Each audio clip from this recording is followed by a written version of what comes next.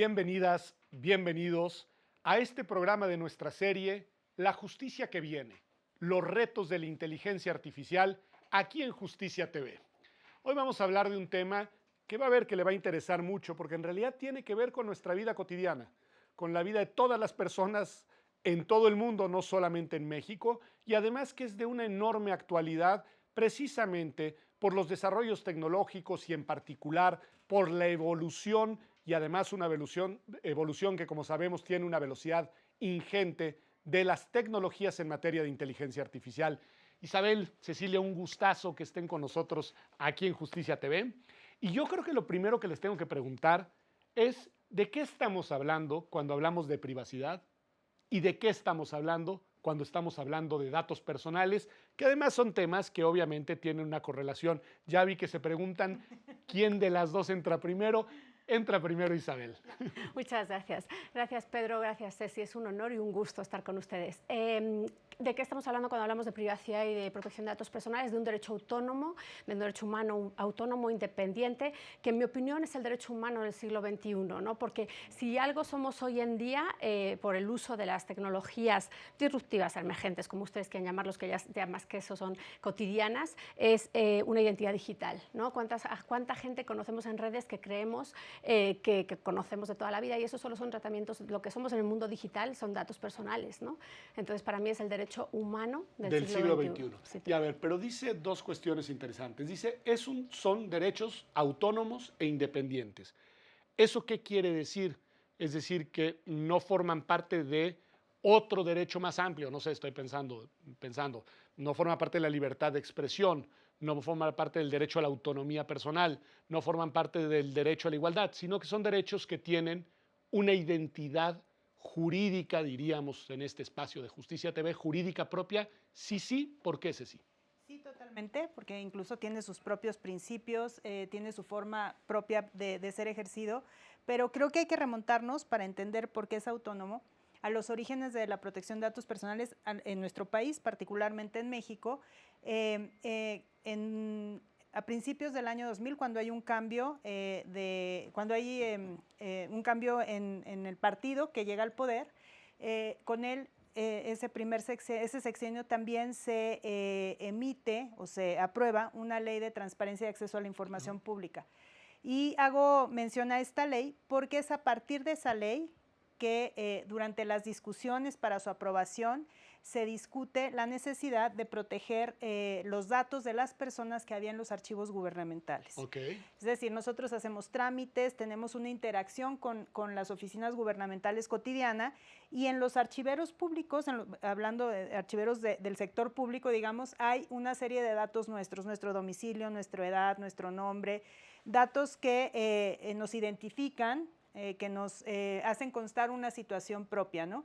Entonces, en las discusiones de esa ley de transparencia, sale de pronto la necesidad de proteger esa información, porque si bien lo que la ley pretendía era regular el acceso a información en poder de las oficinas públicas, esa información gubernamental contenía datos de las personas que no tenían por qué conocerse, no para efectos de la transparencia. Entonces surge así la necesidad de regular de manera muy incipiente todavía una protección de datos personales, porque lo único que contenía esa ley era el ejercicio de 4 derechos que se denominan derechos ARCO. Los ARCO exacto, famosos. Que es acceso, rectificación. A los datos. Ok, rectificación. No, ¿verdad? Sí, acceso, rectificación. Ay, mira, ya está, es tan fácil que ya lo estoy dudando, Pedro. Acceso, rectificación, cancelación y oposición. Eran los 4 derechos que preveía la ley y alguno que otro principio ahí en los artículos muy escondidito, o sea, solamente podían tener acceso los interesados, los directamente interesados en el dato, su titular o su representante legal, ¿no? Y había un procedimiento también muy expedito, muy breve, en donde se tenía que acreditar esa identidad para poder hacer alguna corrección al dato, en fin. Pero esa fue la primera, digamos, aproximación que tuvimos en nuestro país a la protección de datos personales. Es interesante, Isabel, porque nos lleva, Cecilia, 25 años atrás, ¿no? 25 años atrás en los cuales, en efecto, y creo que hay que decirlo, en un contexto de transición del poder, digamos, y de, pues ya, digamos, apertura democrática, es decir, la alternancia no de suyo querría decir democracia, pero habían condiciones y una agenda que acompaña esa transición es precisamente la de la transparencia, el acceso a la información pública y esto que nos dice Cecilia, la protección de los datos personales. Y ahí sí me gustaría escuchar pues tus recuerdos, porque yo sé que estuvieron muy cerca de las discusiones de la confección de ese primer marco legislativo específicamente en materia de privacidad y datos personales. ¿Qué sucede ahí, Isabel, en complemento a lo que nos dice Cecilia Suara? Sí, y si quieres, luego brevemente también nos echamos 85 años o 90 para atrás para ver de dónde surge, para poner el ejemplo para que la gente entendamos por qué esto es un derecho que nos importa, porque la nomenclatura del derecho es a lo mejor muy técnica, es la que debe ser, es preciosa y es objetiva, pero a veces no se entiende, parece que por qué tendría que ser un derecho humano, ¿no? Pero sí, la confección del derecho en México, y Cecilia estuvo muy presente de parte de la autoridad en ese entonces, y en la discusión en cámaras te podría decir que lo que fue súper atareada, porque hubo un montón de iniciativas, algunas que no llegaban, muchas reticencias, porque ya no solo era desde el punto de vista de las bases de datos públicas del sector público, sino también las empresas, ¿no? Que también están sometidas a la legislación, aunque hay dos legislaciones diferentes, ¿no? Privado y público. Entonces hubo muchas idas y venidas, se discutió incluso si debía haber una autoridad independiente única, que aparte del entonces IFAI, ¿no? que regulaba, y como decía Cecilia, lo que aparecía en la Ley General de Transparencia y Acceso a la Información Pública era el derecho a protección de datos personales, pero solo como un límite, ¿no? a la transparencia, y eso es un error, porque sí es verdad que son derechos que pueden estar en conflictos. Contrapuesto. Exacto. Entonces, frente al derecho de acceso a la información Exacto. y a la transparencia de la información Exacto. pública, oponían en esa lógica Exacto. el derecho a la privacidad y a los datos personales. Exacto, y solo como un par de artículos, como decía Cecilia, ¿no? Con esos 4 derechos. Entonces era muy corto, ¿no? Y no se le daba esa posición de igualdad, ¿no? No, de igualdad en cuanto a 2 derechos autónomos, que son 2 derechos además que tienen características parecidas, por ejemplo, en cuanto a que son derechos llaves, son derechos procesales que permiten un montón. Claro. Entonces es una belleza el que sean derechos, porque eso permite empoderar, si vale la palabra, al ciudadano para defender el tratamiento de sus datos. Y brevemente solo cómo surgió después todo el mundo dice que es un derecho que tiene más fuerza en Europa, es verdad que sí, porque Europa aprendió de los totalitarismos fascistas de la segunda mitad del siglo XX, en donde los nazis, cuando llegaban a un país, lo primero que hacían era ir al registro de la población, al registro civil, al registro de población, para ver qué datos tenían ahí. En Holanda, y muy rápidamente lo contamos. No, con calma, está muy interesante. En Holanda, que por alguna razón el registro civil mantenía el dato de religión, los estudiantes judíos intentaron quemarlo antes de que llegaran, no lo consiguieron. Como consecuencia de eso, más del 70% de la población judía holandesa acabó en campos de concentración, y allí asesinados más del 80%. Cuando llegaron a Francia, recordemos que no invadieron Europa en muy poco tiempo, llegaron al registro civil y no lo tenía, claro, porque lo lógico es que no lo tenga, y ese es uno de los principios de protección, que no haya más datos de los que no debe haber, ¿no?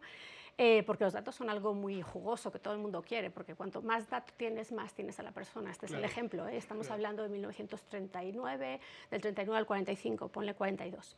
Llegaron a Francia, no tenían, y este es un héroe absoluto y real, porque las historias se hacen de héroes. René Carmil se presentó, ellos iban con unas máquinas de IBM para perforar, para hacer tarjetas perforadas.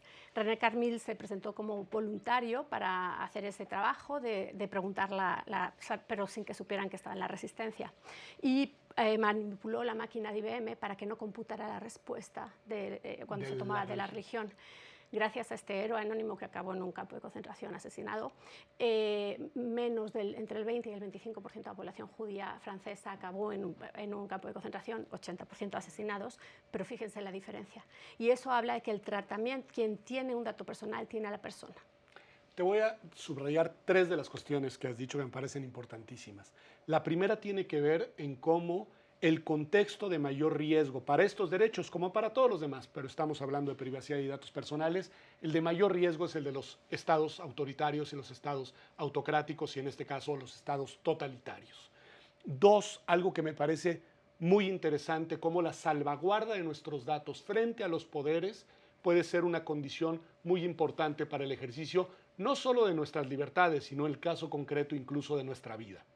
Y la tercera parte que me parece muy interesante, pero sobre esa iremos al siguiente bloque, que además es la que nos convoca a esta serie en particular, es el tema tecnológico. Esto que comentas de lo de IBM es muy interesante porque al final es ya desde ahí el procesamiento de los datos lo que condiciona decisiones, en este caso, de un Estado absolutamente totalitario. Me parece muy interesante, pero además me lleva para otro lado. Comenta Isabel en una de las partes de su intervención, dice, porque hay una ley de tratamiento público y una de tratamiento privado, lo cual me lleva a algo que me parece muy importante preguntar, cómo se discute aquí en su momento en México y cómo se discute en general, que es, en realidad nuestros datos personales, en efecto, merecen y requieren protección frente a los poderes públicos, frente al Estado, pero también frente a particulares, lo cual además en la discusión de los derechos humanos abre una serie de vetas muy interesantes, porque tradicionalmente la evolución teórica de los derechos humanos es que la protección de los derechos en general es frente al Estado. Y acá lo que vemos es que no necesariamente estos derechos que son autónomos e independientes nos dicen también merecen y requieren una protección frente a los particulares. Cuéntanos un poco, digamos, esa discusión y esa característica propia de la agenda de estos derechos. Okay. Continuaré un poquito con los antecedentes porque como Adelante. ya, o sea, lo que contó Isabel, además de interesante, es, creo que deja muy claro de dónde surge la protección de datos personales. Y en México en 2010, después de haber tenido esa protección de datos solo en la ley de transparencia y pues casi 10 años Una década después, sí, digamos. empieza, bueno, no empieza, se ve ya la necesidad, la urgencia de regular esto de con mucho mayor profundidad, de una manera mucho más seria, mucho más además amplia, porque decíamos había solo la regulación de 4 derechos con un par de artículos ahí que complementaban el tema. Entonces, en 2010 hay una reforma constitucional. Una reforma constitucional implica pues que el derecho justamente de protección de datos personales es reconocido como un derecho autónomo, es decir, se le desvincula ya del derecho de acceso a la información, que como decíamos venía en la propia ley de transparencia, se le desvincula, deja de concebirse como un límite al derecho de acceso a la información para convertirse, sesgo que decías que no era positivo. Exacto, para convertirse en un derecho autónomo, que es lo que tú comentabas al principio, ¿no? Okay. ¿Por qué es un derecho autónomo? Bueno, pues porque por sí mismo es un derecho que se reconoce al individuo, que tiene sus propios principios, su propia forma de ejercerlo, y a partir de ahí surgen 2 leyes, efectivamente, una para el sector público y otra para el sector privado. Efectivamente son 2 leyes distintas porque lo que se analizó, lo que se determinó al momento de expedirlas es que los propósitos en el uso de los datos también son distintos. Si bien son leyes en su mayor parte muy parecidas, es decir, las rigen los mismos principios, se reconocen prácticamente las mismas cuestiones, al final sí tiene que ver que el Estado, a partir de las oficinas gubernamentales, de las oficinas públicas, recolecta datos por la necesidad de su propia función, por el ejercicio de su propia función. O sea, no hay sí los podrás recolectar o no los podrás recolectar, ¿me los tienes que dar o no quieres dármelos? Bueno, o sea, si necesitamos que nos instalen en nuestra casa luz, agua, etcétera, pues tenemos que dar datos a las oficinas gubernamentales. Una licencia de conducir, un pasaporte, en claro. fin. Toda la interacción que en el día a día tenemos con las autoridades requiere que nosotros proporcionemos datos. Y el fin de proporcionar esos datos tiene justo esta cuestión, el servicio que nos da una autoridad, una oficina pública, el trabajo que debe realizar para gobernarnos, para gobernar, para administrar. Entonces ahí no hay, digamos, ni opción, ni hay otra posibilidad de uso. Ese es el uso, esa es la finalidad y ahí se cumple. A diferencia del sector privado, en donde la recolecta de datos, uno, no tiene por qué ser, digamos, obligatoria o necesaria. El fin es muy diverso, pero es distinto al de las oficinas públicas, al de las oficinas gubernamentales. Puede ser conectarnos a un servicio de televisión, sí. Puede ser el teléfono celular, puede ser un banco, un hospital, en fin. Lo que quiero decir es que no hay, como en el caso de las autoridades públicas, esa necesidad de obtener el dato para no es cumplir tan una clara función. La justificación, exactamente. Digamos. Y es un poco, digámoslo, voluntario. ¿no? O sea, Claro. yo quiero abrir una cuenta de banco, yo quiero abrir la cuenta de banco, tengo que entregar ciertos datos y en razón de eso, esa cuenta pues se va a aperturar y en fin, ¿no? Va a estar ligada a mí. Entonces, a partir de esas diferencias, digamos, de esas finalidades distintas, es que en México se decide justo expedir dos leyes y, sin embargo, en una discusión como apuntaba ya Isabel, debe ser una sola autoridad, deben ser dos autoridades. Hay mucha polémica al respecto. La verdad es que creo que la discusión da para los dos lados y depende de qué queramos defender. Hay países que tienen dos autoridades, hay países que tienen una sola. México optó por finalmente tener una sola autoridad, que es el mismo instituto que con la ley de transparencia se crea para garantizar el derecho de acceso a la información. Cambia su nombre con las reformas constitucionales posteriores y con la propia de la de datos, pero al final es una sola autoridad la que garantiza en nuestro país hasta ahora esos dos derechos. Interesante, y voy a meter dos piezas dándole la palabra en este caso a Isabel. La primera tiene que ver con la cuestión de, si entiendo bien, si el Estado es el responsable de los datos que le hemos dado, paradójicamente es el mismo Estado el que nos tiene que garantizar la protección de esos datos, ¿no? Porque pues el Estado en ese caso pues es al mismo tiempo la autoridad que recopila y la autoridad garante, la autoridad que protege, y ahí está el Instituto Nacional de Transparencia y Acceso a la Información y Datos Personales, ¿no? Pero cuando lo tienen los particulares el asunto cambia, porque en principio, ya discutiremos ahorita en la parte tecnológica, pero en principio quien obtiene los datos y quien retiene los datos es un particular, el banco, el club, en fin, lo que ustedes quieran, la tintorería, quien te pide los datos para lo que sea, y es responsable de esos datos, pero quien nos los garantiza no es el privado. Vuelve a ser el Estado el responsable de la protección de esos datos en manos de particulares. ¿Es así, no es así? Y un adicional, Cecilia nos llevó al 2010, cuando dice, bueno, aquí empieza a generarse incluso una autonomía legislativa sobre este derecho que se considera autónomo. Y en 2011 viene la reforma en materia de derechos humanos. ¿Qué cambia esa reforma cuando miramos a la agenda específica de aquello de lo que ambas son expertas, que es privacidad y datos personales, Isabel? Es que tus tres preguntas dan en el blanco. ¿Por qué? Porque todas yo creo que se resumen y lo vamos a, si quieres lo distegramos, pero por eso es esencial que sea un organismo constitucional autónomo. Okay. Porque no es tanto, podemos distinguir entre garantía y tutela. Garantizar el responsable tiene, ya sea la dependencia pública o la empresa, está obligado a garantizar la seguridad de tus datos, si no convierte en una infracción, en una posible violación. Tutela está en la autoridad. Okay. Entonces, por eso es importante que sea autónomo, porque si no, ¿quién custodia al custodiador?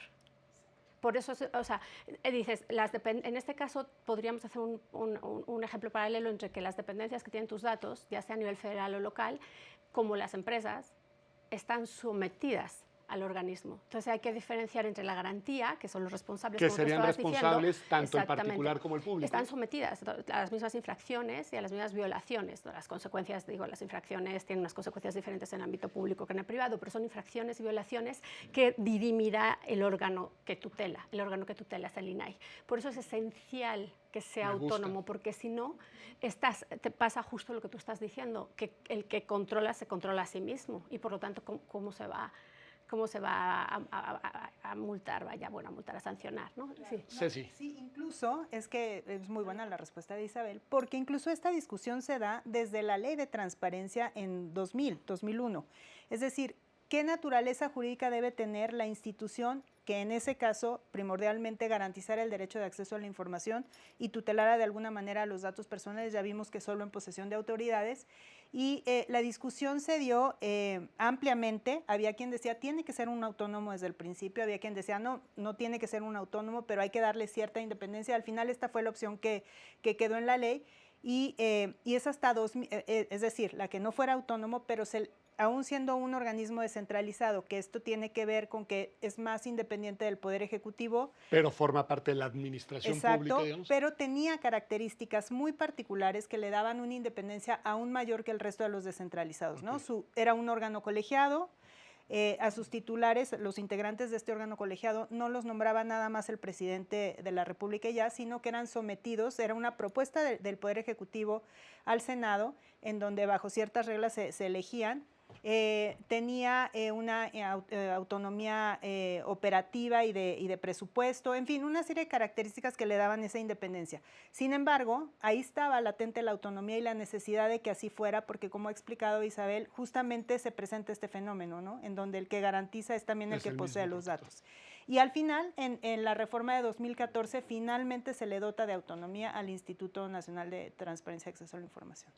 Adelante. No, y eso es que, por ejemplo, en el Tratado Internacional que tenemos suscrito, el Convenio 108, que sería uno de los que peligran, eso es una de las fortalezas del sistema jurídico mexicano en protección de datos personales. El Convenio 108 del Consejo de Europa es el Tratado Internacional en Protección de Datos Personales, existe el Convenio 108 y el 108 Plus. Al 108 Plus no llegamos, no cumplió nuestra legislación para llegar, pero el 108 sí, entonces tenemos una obligación constitucional en un Tratado Internacional de cumplirlo, y una de las cosas que se valoran muy fuertemente es que la autoridad sea lo suficientemente robusta, autónoma e independiente para tutelar ese derecho. Esa entonces sería, digamos, la tendencia si miramos derecho comparado, claro. digamos, en los países occidentales, democráticos y más. Sí. La autonomía del órgano garante en la protección, entre otros, de estos dos derechos. Es esencial porque si no, ¿cómo vas a garantizar esa tutela?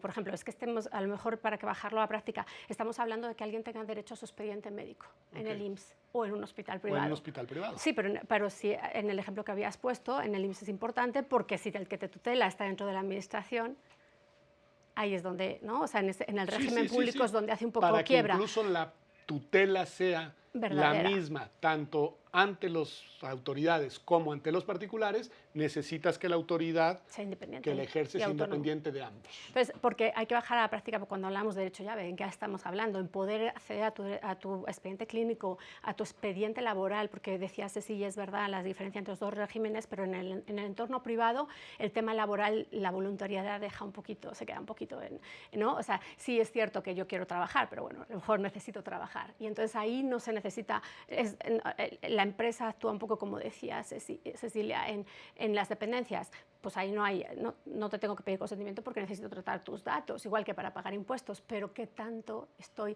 O sea, no nos olvidemos que es un derecho humano fundamental.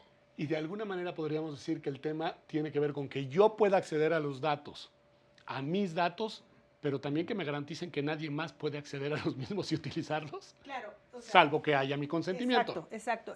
Creo que todo se reduce, para decirlo en una frase muy sencilla, en la determinación que yo tengo de para qué y cómo se utilizan mis datos personales. O sea, no es que no fluyan esos datos, no es que nos entreguen, no es que se prohíba el uso o el tratamiento de datos, es necesario para la vida en comunidad, pero sí el titular de los datos decide para qué y cómo.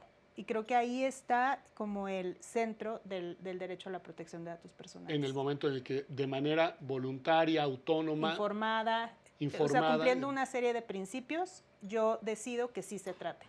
Protecciones especiales para algunos, digamos, conjuntos de personas, no sé, estoy pensando sobre todo en personas menores de edad, personas con discapacidad. ¿Hay, digamos, está contemplado en la legislación eso? Sí, el objeto, como decía Ceci, en ese principio de autodeterminación informativa que ha explicado muy bien, ¿no? Quién, cómo, para qué, cuándo se tratan mis datos, más bien se centra en, como decías antes, el objeto de las leyes es el tratamiento de los datos personales para que sea un objeto neutro.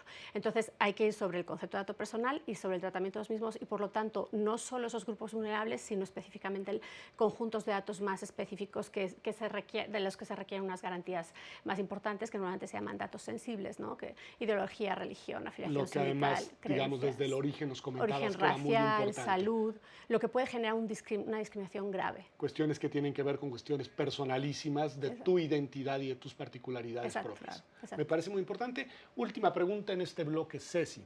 Nos decías de la ley del 2010, Cecilia, y ha habido, me imagino, una evolución del marco regulatorio y normativo a través de las decisiones de esta autoridad autónoma, que de manera colegiada va tomando decisiones en casos y va sentando, digamos, una serie de precedentes, de reglas.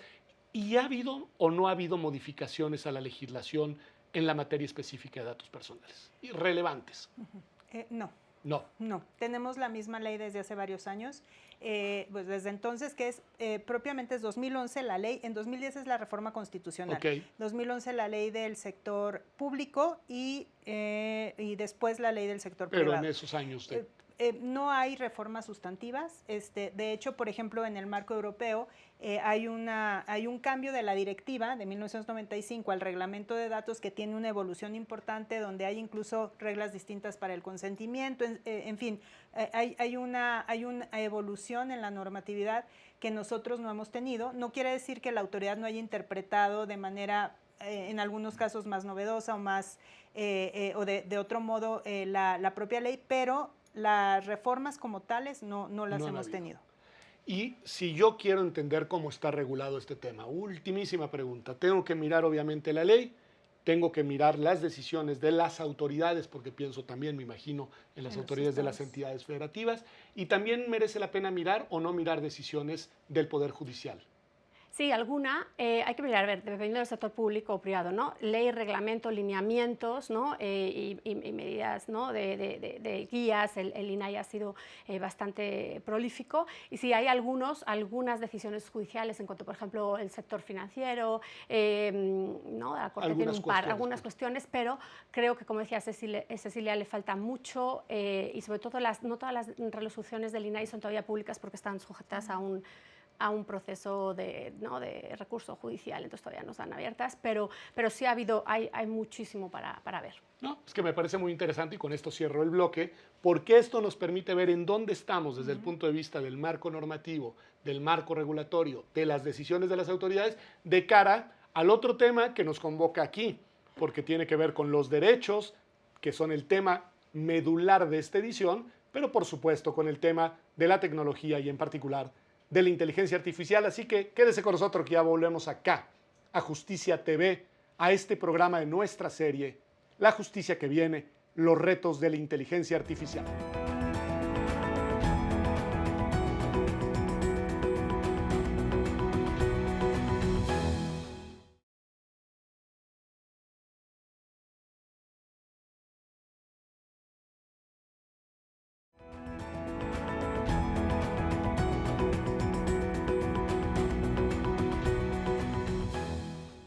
Ya estamos de vuelta aquí en Justicia TV, en este programa de nuestra serie, La Justicia que Viene, los retos de la inteligencia artificial, y como ha podido ver, hemos hablado de dos derechos humanos, dos derechos fundamentales, dos derechos de todos nosotros, que tienen además particularidades propias. El derecho de acceso a la información como derecho de fondo, pero en realidad los datos personales y la privacidad. Y acá el tema que estuvo ausente, yo al cierre del bloque anterior les planteaba una serie de preguntas sobre el estado en el tiempo de los marcos normativos y de los desarrollos, tanto en sede legislativa, administrativa y judicial, de las reglas en México sobre estos derechos. Y no tengo duda, por lo que me explicaron, de que México ha dado pasos importantes en la dirección correcta, de que se han tomado decisiones muy relevantes, además en sintonía con otros países y también en sintonía con acuerdos internacionales en estos dos derechos, pero hay un factor, un fenómeno que irrumpe de manera muy importante, no diría yo en los últimos años, pero de manera más relevante en los últimos años, que son todos los desarrollos tecnológicos en materia de inteligencia artificial, y en particular la inteligencia artificial generativa y todos estos fenómenos que además están transformando muchos ámbitos de nuestras vidas, y que aquí me han explicado personas expertas, viven precisamente de los datos. Es decir, la fuerza de esas tecnologías, su gasolina, déjenme decirlo así, para poder llevar a cabo todo aquello que prometen, son los datos en buena medida, no exclusivamente, pero los datos que nosotros mismos, nosotras mismas, les estamos alimentando, les estamos dando. Toda la información que al momento de utilizar las tecnologías nosotros vamos dejando en muchas plataformas de distinta naturaleza y para diversos fines. Bueno, ¿qué decir de eso? Porque eso sí es relativamente nuevo, o al menos es nuevo en la magnitud, en las dimensiones en las que lo estamos viviendo. En este caso, que empiece Cecilia, si estás de acuerdo. Bueno, pues sí, lo dices muy bien, Pedro. Creo que la inteligencia artificial, pensándola como una herramienta de muchísimos cajones, donde son los distintos usos de inteligencia artificial en salud, economía, educación, en fin, todo lo que se puede aplicar, pues en todos esos cajones hay datos personales, ¿no? O sea, diría yo, el actor principal, porque sin los datos no hay inteligencia artificial. O sea, ¿qué razón tendría de ser? ¿Con qué se alimentaría? ¿Qué resultado podríamos tener si no hubiera datos? De hecho, cuanto más datos hay, cuanto más alimentamos esa inteligencia artificial, pues entiendo que mejores son los resultados, más exactos, con menos, digamos, errores. Entonces, sí, el dato personal es, por supuesto, el actor principal en la inteligencia artificial, y por ello, pues es incuestionable que nos enfrenta yo creo que a uno de los mayores retos desde que reconocemos este derecho a la fecha. O sea, estamos ubicados justo ahora en muchísimas disyuntivas en relación con la protección de datos personales, porque por una parte creo que con todos los beneficios que puede traer la inteligencia artificial, pues al menos particularmente yo digo, bueno, pues claro que se alimente de datos personales si se van a lograr tantos beneficios para la humanidad, pero como en todo, está el otro lado de la moneda y está el lado negativo,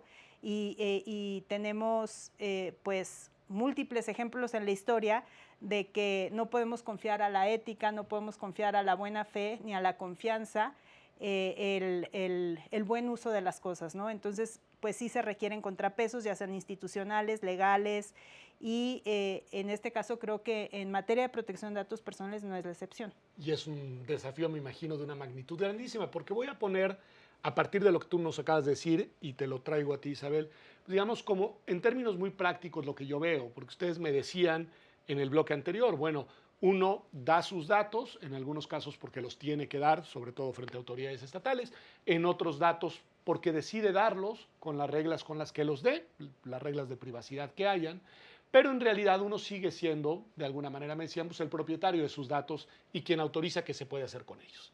Bueno, entiendo, si entiendo bien, que cuando utilizamos muchas de estas herramientas tecnológicas, en realidad aportamos muchos datos, vamos, de manera muy natural, de manera muy espontánea, quizá muy irreflexiva, de manera muy intensa y cotidiana, y en muchas y muy diversas maneras.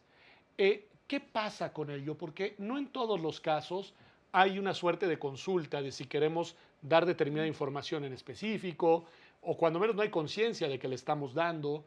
En muchos casos, me explicaban también aquí en otro programa, en realidad nos adherimos a contratos de adhesión en el que te dicen, pues usted acepta o no acepta todo esto, y pues si no lo acepta no va a acceder pues a muchas cosas que hoy queremos acceder en las tecnologías. ¿Qué hacer con eso desde el punto de vista nuestro?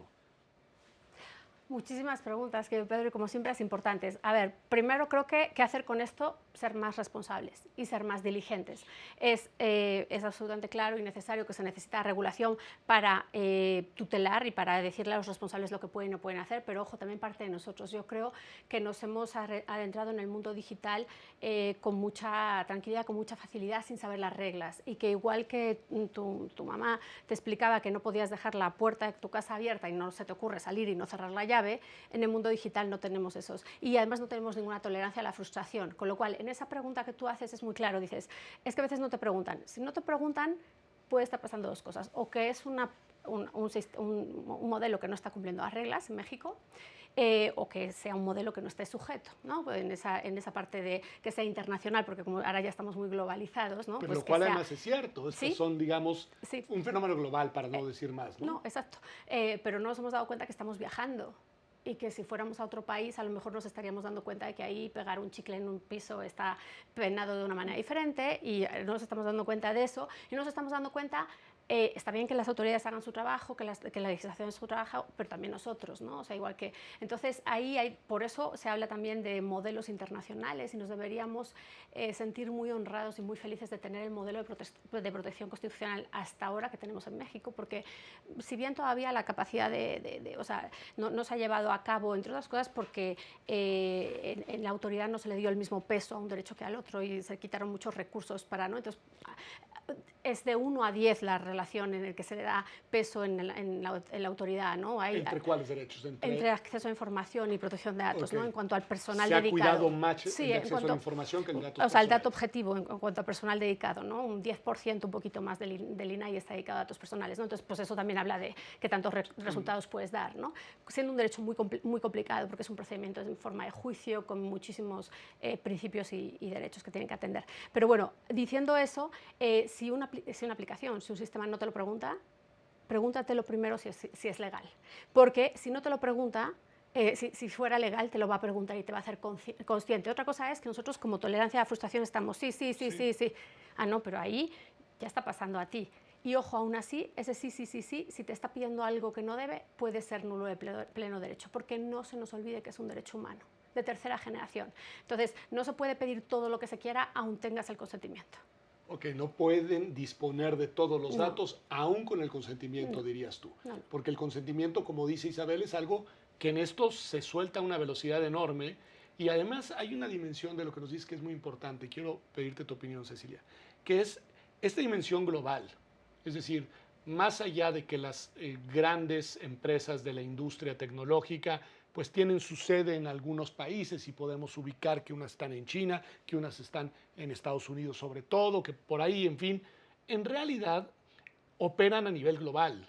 Es decir, uno accede a plataformas chinas y las utiliza, y a plataformas norteamericanas y a plataformas tal. ¿Cuál es la capacidad de los estados nacionales, de México y su INAI, y con ese 10% de personal dedicado al tema, cuál es la capacidad para lidiar con eso y para brindarnos, y esta es la pregunta creo que clave, la tutela de la que Isabel y tú hablaban en el bloque anterior? No, pues limitadísima. Limitadísima, no solo, exacto, por lo que dice Isabel, por el número de personas que están dedicadas a la protección de datos personales en un instituto que tiene la facultad de proteger dos derechos, en donde la mayoría de las personas se dedican al otro, sino porque también creo que hace tiempo que debimos haber replanteado nuestra ley, nuestro marco jurídico. Es decir, decía yo que en Europa hay un reglamento que sustituye a la directiva que tiene, pensando que fue uno de los modelos que México tomó en cuenta para su propia ley, nos hemos quedado atrás. Pero más allá de lo que ha hecho Europa, ahora el tema que tú pones sobre la mesa, a ver, la protección de datos personales creo que siempre ha tratado de alcanzar a la tecnología y nunca lo logra. Es decir, la tecnología corre mucho más rápido que lo que el derecho puede hacer. Que nos pasa mucho en todas las ramas Exacto. del derecho. Entonces, naturalmente nos quedamos atrás, pero si a eso le añades que la ley sigue siendo la misma desde que se expidió a la fecha, aun cuando estamos en un marco tecnológico completamente que además distinto. Cambia todos los días. Todos los días presentan nuevos desafíos, todos los días te enteras de una noticia nueva, de una capacidad nueva, de un logro distinto que ya se pudo alcanzar con la inteligencia artificial en este caso. Entonces, pues definitivamente nuestra posibilidad es limitadísima y nos obliga, creo, en lo más urgente posible a tener una conversación sobre la legislación en materia de datos, sobre el marco jurídico que hoy tenemos. Este equilibrio entre desarrollo y al mismo tiempo garantía de derechos. Así es. Y eso me lleva, Isabel, a una pregunta que sé que es una simplificación y me corrige si me equivoco de plano, pero se habla mucho de que hay en estos temas, y pensando ya en el tema tecnológico, como dos modelos de aproximación regulatoria. En realidad hay más de dos, porque si uno mira China, Rusia y demás es otra cuestión. Pero dos modelos, digamos, en este ámbito jurídico democrático occidental. El modelo europeo, que es un modelo más garante de datos, lo decía Cecilia, haciendo alusión además al caso español, que lleva, si no me equivoco, un liderazgo en el tema desde hace tiempo, y que le da prioridad a la protección de los datos, incluso, dirían los críticos, frente al desarrollo y la innovación tecnológica. Y el otro modelo, el norteamericano, el de los Estados Unidos, en el cual, frente, digamos, a el potencial innovador del desarrollo de la industria tecnológica, se le suelta más y eso pues conlleva algunos riesgos y menores rasgos de tutela o rangos de tutela, para ser más preciso, de los derechos de privacidad y datos personales. ¿Es así? ¿No es así? ¿Y qué decir de esos dos modelos y cuál te gusta? Sí. No, como en todo, ¿no? Tienen sus bondades, cada uno de ellos. Es justo lo que estaban ustedes planteando.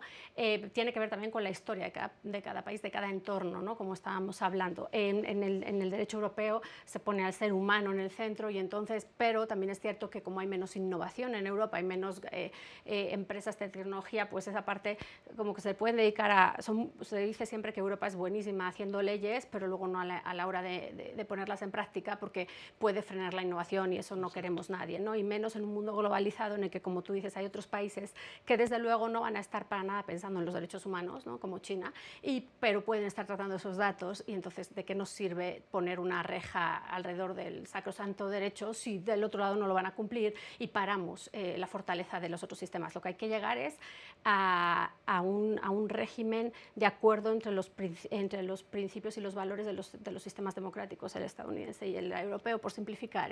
Sí, por simplificar, quiero decir, que se encuentren, digamos. Sí, porque además modelo como tal, el estadounidense no ha sido seguido nunca, ¿no? O sea, entonces, no creo que sea un modelo, el europeo sí, pero modelo en cuanto a que tenga seguidores, ¿no? Pero el otro tiene una rigidez a la hora de implementación muy fuerte, ¿eh? Que con estas tecnologías disruptivas, tú preguntabas antes, ¿por qué ahora? Bueno, porque se ha dado, si quieren, la tormenta perfecta, como decía Cecilia, sin datos de todo tipo entre los personales, no la inteligencia artificial es de lo que se nutre, pero se ha dado la tormenta perfecta entre sí la evolución tecnológica de capacidad de cómputo, de velocidad, pero sobre todo de la cantidad de dispositivos conectados, el Internet de las cosas, que transfieren datos y que alimentan esa inteligencia artificial. Y eso tenemos que conseguir que sea para bien, no frenarlo, para bien, para la emisión de políticas públicas que merezcan la pena. El mayor número de datos que se computan hoy en día son los de clima, que no tienen que ver nada con datos personales, pero que tienen porque son los mayores disponibles, espectaculares en cuanto a migraciones, derechos de asilo, de gente que va a tener que dejar sus países porque no hay agua. ¿No? Porque no tienen. Entonces, todo eso se tiene que implementar en políticas públicas, claro, ¿no? Y por eso, poniendo el ejemplo en la Unión Europea, que es la que ha llevado el liderazgo ahora también de la emisión de una ley de inteligencia artificial, lo siguiente que llevan en el paquete es la ley de datos, no personales, sino de data, porque dice, tenemos que hacer que esto esté disponible y que sea público, claro, para que esto lleve a la innovación y al progreso. Porque también una buena regulación protectora de datos personales, y no lo estoy diciendo desde una perspectiva crítica, pero una buena regulación te puede dejar fuera. Digamos, muy estricta, para decirlo rápido, la industria puede decidir que no va a operar en el ámbito geográfico, claro, en el que esas reglas tienen vigencia, pues entre otras cosas como una especie de reconocimiento de que no respetan los datos personales como se exige, hay que se respeten. Y ahí hay un dato, Cecilia, a ver, y déjenme ir, perdón, a la frase vieja y lugar común de información es poder. Quien tiene la información, pues tiene poder, ya el poder ustedes lo han dicho con mucha claridad. Y pues la industria tiene la información, y no tengo una opinión para nada prejuiciosa ni crítica de la industria, tiene la información, y en ese sentido tiene un poder que además se va acrecentando todos los días porque le damos más información todos los días. Y hay quien dice que por lo mismo debemos ya no de mirar a los estados y no a las uniones de estados, porque su capacidad regulatoria pues ha quedado rebasada, y que lo que tenemos que esperar y lo que la misma industria puede proponer, y en algunos casos propone, son una suerte de marcos autorregulatorios. Es decir, que las propias pues grandes empresas deben de tener sus propias reglas, deben de tener sus propios mecanismos y deben de tener incluso sus propios mecanismos de control internos, y que debemos de confiar y dejar que sean estas las que se autorregulen, e incluso las que en una manera coordinada generen una suerte de regulación del ecosistema de la industria tecnológica, en particular en materia de inteligencia artificial. ¿Qué decimos? A ver, yo creo que necesitamos de todo. O sea, necesitamos de la intervención del Estado en la regulación, sí, creo que sí lo necesitamos, no en regulaciones que nos encorseten a no poder innovar, pero sí en a lo mejor un despliegue de principios, de cuestiones de esa naturaleza. Necesitamos autorregulación. O sea, yo no descartaría hoy por hoy nada, y más bien diría que justo la conversación tiene que radicar en replantearnos muchas cosas. ¿Cómo interviene cada actor? ¿Qué parte le toca a cada uno? Y además, incluso me atrevería a decir que tenemos que formularnos nuevamente preguntas que requieren una respuesta actualizada. Desde, ¿por qué se protege el dato personal? Porque Isabel nos hizo un recuento muy interesante de cómo es la génesis de esto en Europa.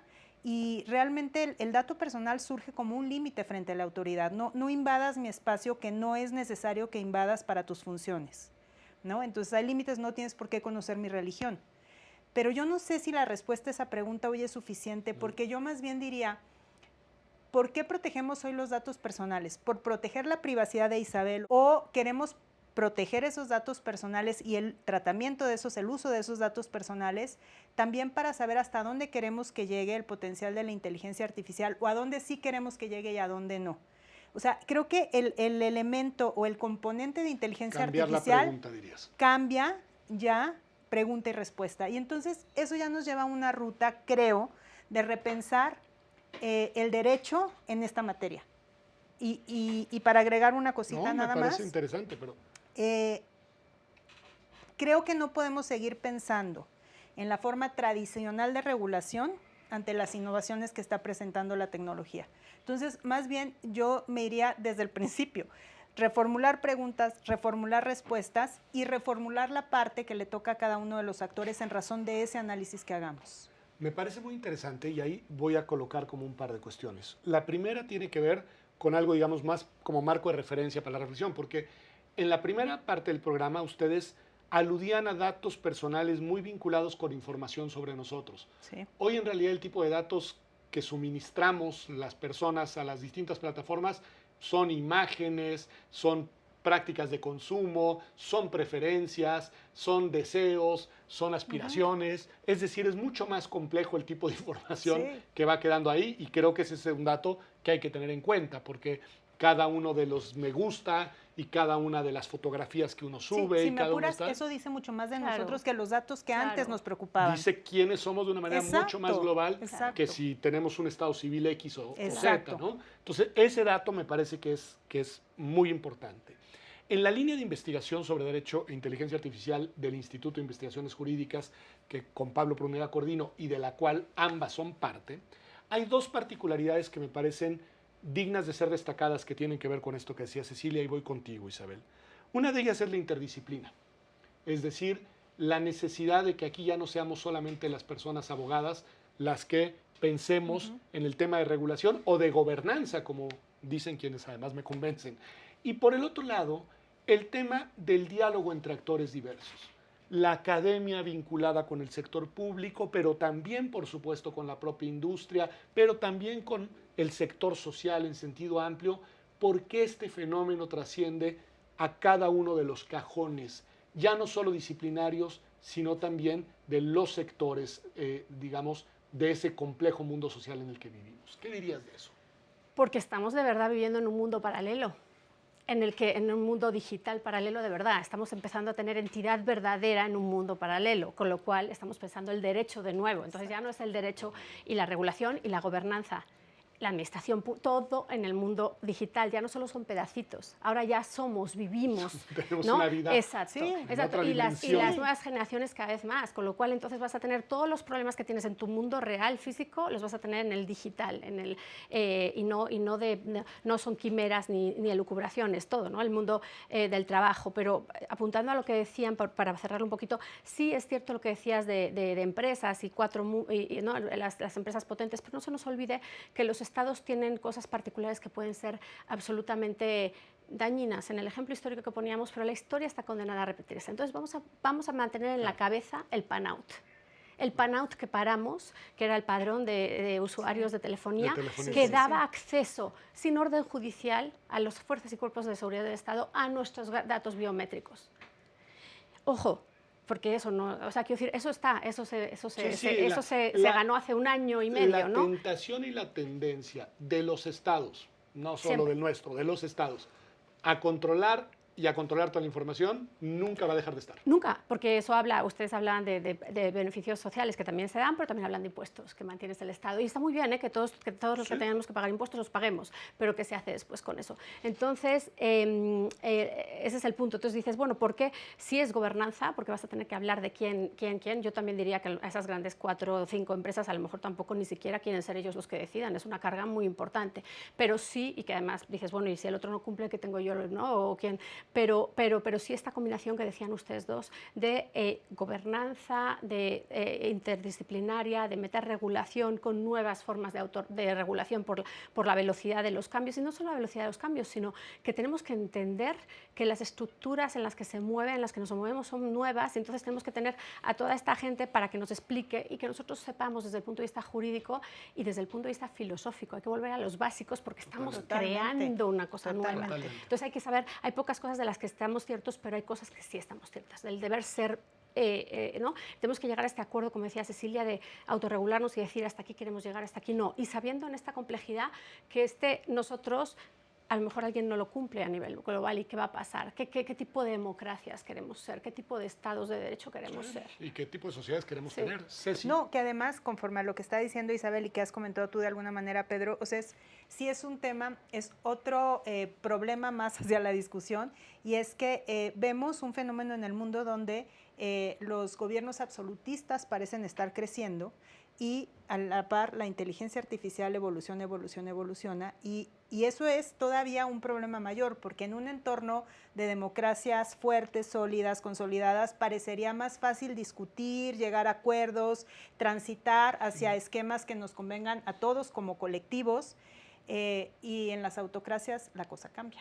Y yo creo que es muy importante, la verdad me parece que hemos tenido una discusión muy rica, me quedó por ahí en el tintero una reflexión sobre todas las nuevas generaciones, por ejemplo, y la educación que tendríamos que darles para esto que decían, para saber qué están poniendo de información sobre quiénes son, y desde muy pequeñitas, muy pequeñitos lo hacen todos los días y permitimos que lo hagan, y todo lo que supone eso en la construcción de su historia de vida, temas que tienen que ver con la dimensión y los efectos sociales del manejo de esta información personal, la construcción también de los mapas y estereotipos de nuestras propias sociedades a partir de la información y de quien administra esa información. En fin, lo que estoy haciendo es invitarlas a otro programa de esta serie porque nos ha quedado mucho de qué platicar hacia adelante. Pero me quedo con dos reflexiones que creo que pueden servir de cierre y son de ustedes.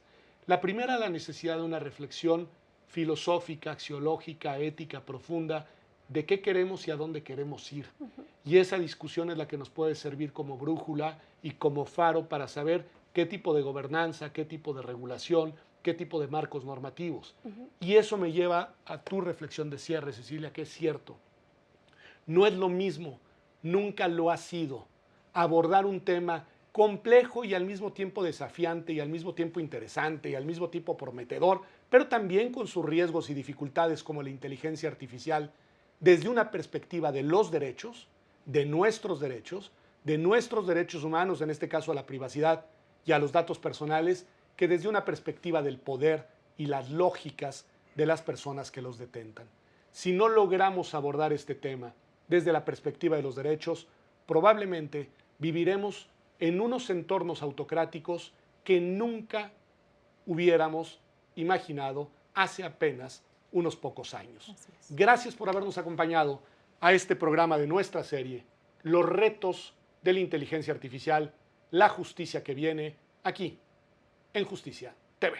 Nos vemos en la próxima.